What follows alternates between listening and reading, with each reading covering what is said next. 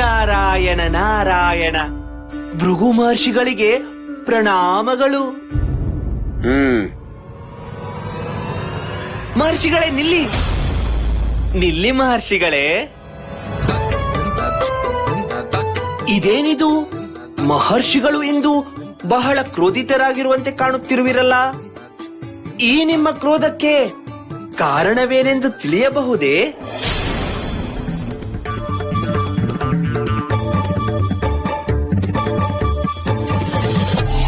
ನಾರಾಯಣ ನಾರಾಯಣ.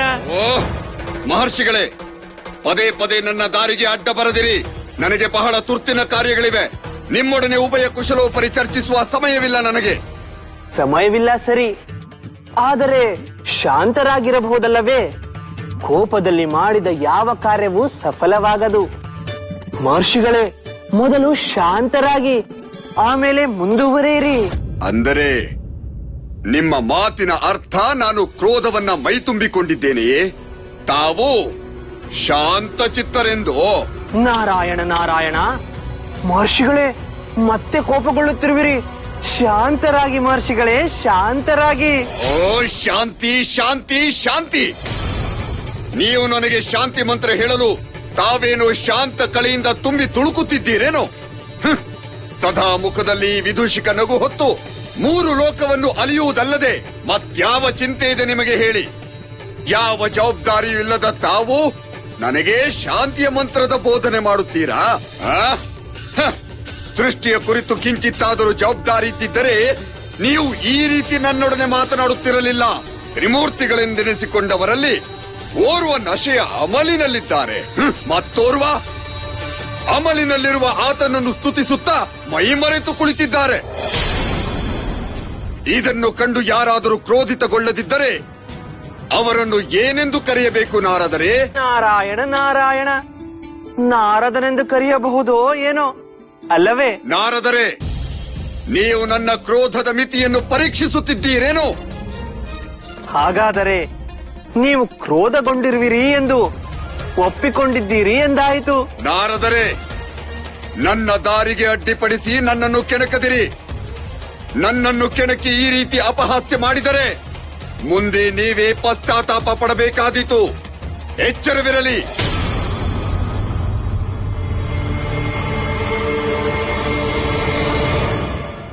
ಈ ಕ್ರೋಧವೂ ಅಷ್ಟೇ ಭೃಗು ಮುನಿಗಳೇ. ಈ ಕೋಪದಿಂದ ಶಾಶ್ವತವಾಗಿ ಪಶ್ಚಾತ್ತಾಪ ಪಡಬೇಕಾದೀತು. ನಾರಾಯಣ ನಾರಾಯಣ.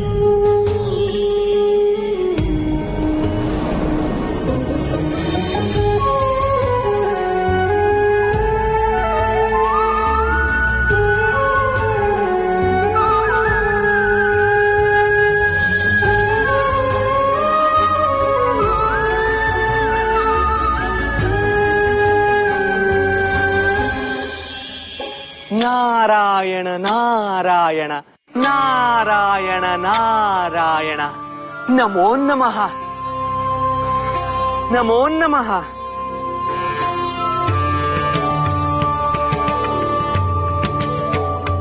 ಅಲ್ಲಿ ಭೂಲೋಕದಲ್ಲಿ ಶ್ರೀಮನ್ನಾರಾಯಣನ ಶಯನೋತ್ಸವಕ್ಕಾಗಿ ಸಕಲ ಸಿದ್ಧತೆಗಳನ್ನು ಮಾಡಿಕೊಳ್ಳುತ್ತಿದ್ದಾರೆ. ಆಷಾಢ ಏಕಾದಶಿಯನ್ನು ವೈಭವದಿಂದ ಆಚರಿಸುತ್ತಿದ್ದಾರೆ.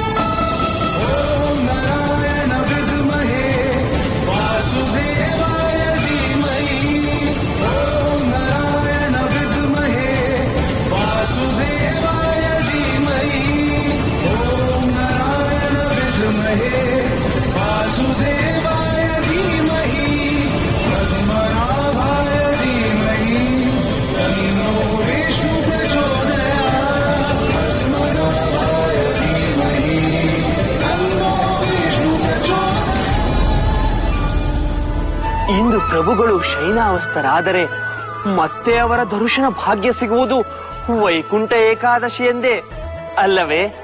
ಅದು ಭಕ್ತರೆಲ್ಲ ಅವರನ್ನು ಪ್ರಾರ್ಥನೆಯ ಮೂಲಕ ಎಚ್ಚರಿಸಿದ ಮೇಲೆ. ನಿಮ್ಮಿಬ್ಬರ ದರ್ಶನದಿಂದ ನನ್ನ ಮನಸ್ಸು ತುಂಬಿಕೊಂಡಂತಾಯಿತು. ನನಗಿನ್ನು ಹೊರಡಲು ಅಪ್ಪಣೆ ನೀಡಿ, ಆಶೀರ್ವದಿಸಿ.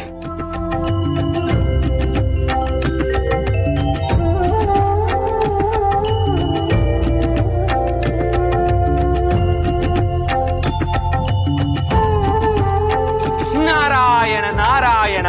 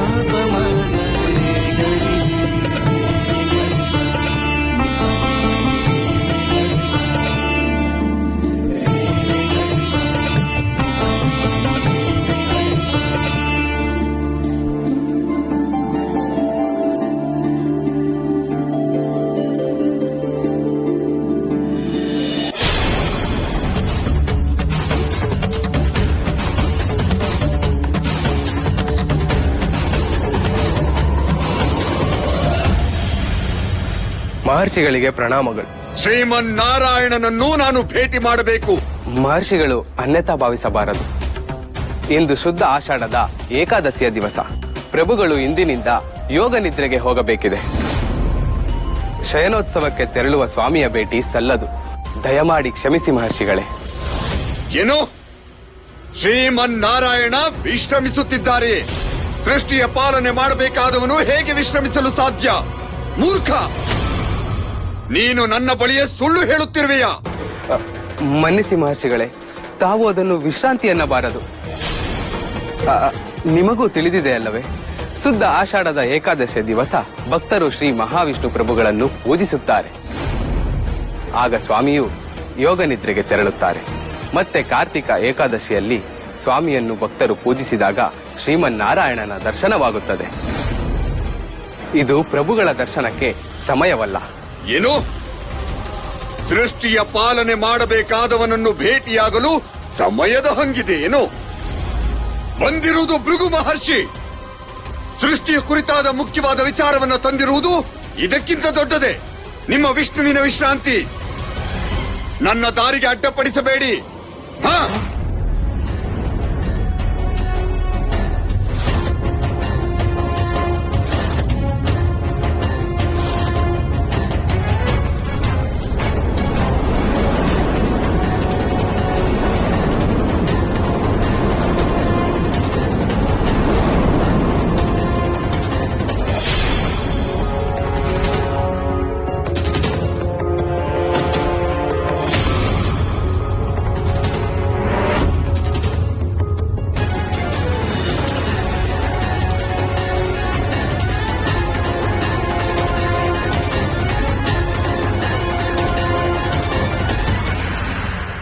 ನಾನು ಕಾಣುತ್ತಿರುವುದು ಸತ್ಯವೇ?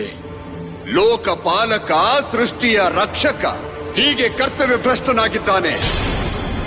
ಸೃಷ್ಟಿಯ ಚಿಂತೆಯನ್ನು ಮರೆತು ಸುಖ ನಿದ್ರೆಯಲ್ಲಿದ್ದಾನೆ. ಒಬ್ಬ ನೋಡಿದರೆ ನಶೆಯ ಅಮಲಿನಲ್ಲಿ, ಮತ್ತೋರ್ವ ನೋಡಿದರೆ ಅಮಲಿನಲ್ಲಿರುವ ಆತನ ಧ್ಯಾನದಲ್ಲಿ, ಇನ್ನೋರ್ವ ನೋಡಿದರೆ ಸುಖದ ನಿದ್ರೆಯಲ್ಲಿ. ಅದ್ಭುತ, ಪರಮಾದ್ಭುತ. ಈ ತ್ರಿಮೂರ್ತಿಗಳ ಘನ ಕಾರ್ಯ ಅದ್ಭುತವೋ ಅದ್ಭುತ. ವಿಷ್ಣುದೇವ, ವಿಷ್ಣುದೇವ, ವಿಷ್ಣುದೇವ.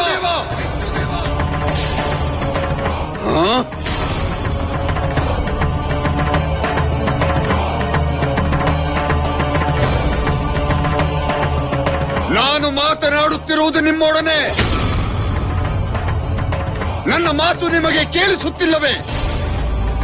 ವಿಷ್ಣುದೇವ, ಈ ನಿದ್ರೆಯ ಜಡದಿಂದ ಹೊರಬನ್ನಿ. ಲೋಕಪಾಲಕನಾದವನಿಗೆ ಈ ರೀತಿ ನಿದ್ರಿಸುವ ಅಧಿಕಾರವಿಲ್ಲ. ನನ್ನ ಮಾತು ನಿಮಗೆ ಕೇಳಿಸುತ್ತಿಲ್ಲವೇ?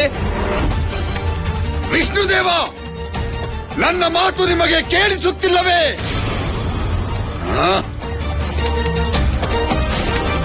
ವಿಷ್ಣುದೇವ, ಹೀಗೆ ನಿಮಗೆ ನಿದ್ರಿಸುವ ಅಧಿಕಾರ ಇಲ್ಲ ಎಂದೇ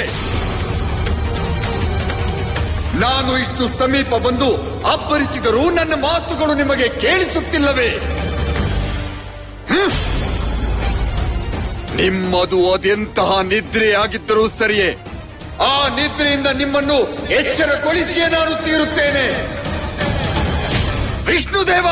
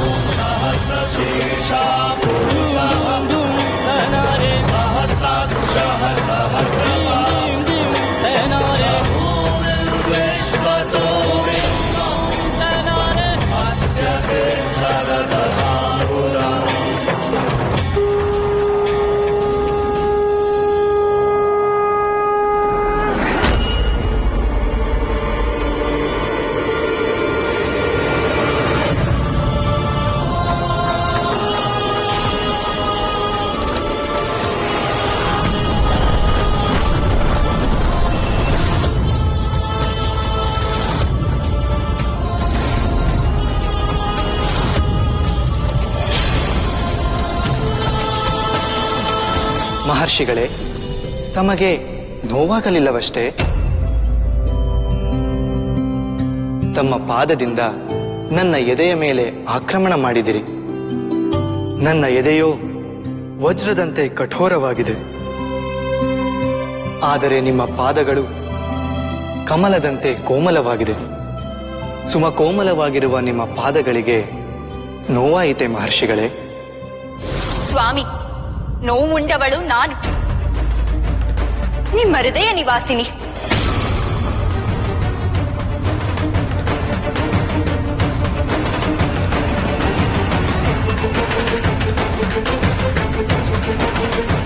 ನೋವಾಗಿರುವ ನನ್ನನ್ನು ವಿಚಾರಿಸುವುದು ಬಿಟ್ಟು ನೋವು ನೀಡಿದ ಅವರಿಗೆ ನೋವಾಯಿತೆ ಎಂದು ಕೇಳುವುದು ಉಚಿತವೇ?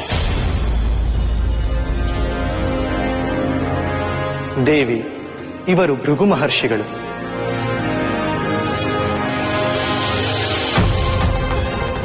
ಶಾಸ್ತ್ರ ನಿಪುಣರು, ಪಾಂಡಿತ್ಯ ಪ್ರವೀಣರು, ಅಸೀಮ ದಾರ್ಶನಿಕರು. ಮೊದಲು ಇವರಿಗೆ ವಂದಿಸಿದೇವಿ. ಸಾಮಾನ್ಯ ಪ್ರಜ್ಞೆಯೂ ಇಲ್ಲದವರು ಯಾವ ಶಾಸ್ತ್ರವನ್ನು ಓದಿದರೇನು ಫಲ? ಅನುಮತಿ ಇಲ್ಲದೆ ಅಂತಃಪುರವನ್ನು ಪ್ರವೇಶಿಸಿದಲ್ಲದೆ ನಿಮ್ಮ ವಕ್ಷಸ್ಥಳದ ಮೇಲೆ ಪಾದದಿಂದ ಗಾಸಿಗೊಳಿಸಿದ ಇವರು ಮಹರ್ಷಿಗಳು ಹೇಗಾದರು ಸ್ವಾಮಿ? ತ್ರಿಮೂರ್ತಿಗಳನ್ನು ಸಂಧಿಸುವುದಕ್ಕೆ ಯಾರ ಅನುಮತಿಯ ಅಗತ್ಯವೂ ಇಲ್ಲ ತಾಯಿ. ಬ್ರಹ್ಮ, ವಿಷ್ಣು, ಮಹೇಶ್ವರರು ಜ್ಞಾನದ ಪ್ರತಿನಿಧಿಗಳು. ಸರ್ವರಿಗೂ ಜ್ಞಾನದ ಬಾಗಿಲು ಸದಾ ತೆರೆದೇ ಇರುತ್ತದೆ. ಇನ್ನು ಅನುಮತಿಯ ಮಾತೆಲ್ಲಿಂದ ಬರಬೇಕು? ಮಹರ್ಷಿಗಳೇ, ನನ್ನ ದೇವಿಯ ಮಾತುಗಳನ್ನು ತಾವು ಗಂಭೀರವಾಗಿ ಪರಿಗಣಿಸಬೇಡಿ. ಅವರಾಡಿದ ಮಾತುಗಳಿಗಾಗಿ ದಯಮಾಡಿ ಅವರನ್ನು ಕ್ಷಮಿಸಿಬಿಡಿ. ಸ್ವಾಮಿ, ನೀವು ನುಡಿಯುತ್ತಿರುವ ಮಾತುಗಳು ನಿಮಗೆ ಸರಿ ಎನ್ನಿಸುತ್ತಿದೆಯೇ? ಆಕ್ರಮಣ ಮಾಡಿರುವುದು ನಿಮ್ಮ ಮೇಲೆ. ಆಕ್ರಮಣ ಮಾಡಿದವರು ಮಹರ್ಷಿಗಳೆಂದು ಕರೆಸಿಕೊಳ್ಳುತ್ತಿರುವ ಇವರು. ಹಾಗೂ ಕ್ಷಮಿಸಬೇಕಾಗಿರುವುದು ನೋವುಂಡ ನನ್ನನ್ನು. ಇದೆಂತಹ ನ್ಯಾಯ ಪ್ರಭು? ನನಗಾದ ನೋವು ನಿಮಗೆ ಕಿಂಚತ್ತೂ ಬಾಧಿಸುತ್ತಿಲ್ಲವೇ? ನೋವಿಗೆ ಕಾರಣರಾದ ಇವರ ಬಳಿಯೇ ಕ್ಷಮೆಗಾಗಿ ಯಾಚಿಸುವುದು ಯಾವ ಲೋಕದ ನ್ಯಾಯ ಪ್ರಭು? ಯಥಾರ್ಥದಲ್ಲಿ ನೀವು ಇವರನ್ನು ದಂಡಿಸಬೇಕು. ಆ ದಂಡನೆಯ ಪರಿಣಾಮ ಜಗತ್ತಿನಲ್ಲೇ ಇನ್ನೆಂದು ಯಾರೂ ಇಂತಹ ದುಸ್ಸಾಹಸಕ್ಕೆ ಮುಂದಾಗಬಾರದು. ಅಂತಹ ಶಿಕ್ಷೆಯನ್ನು ಇವರಿಗೆ ವಿಧಿಸಿ.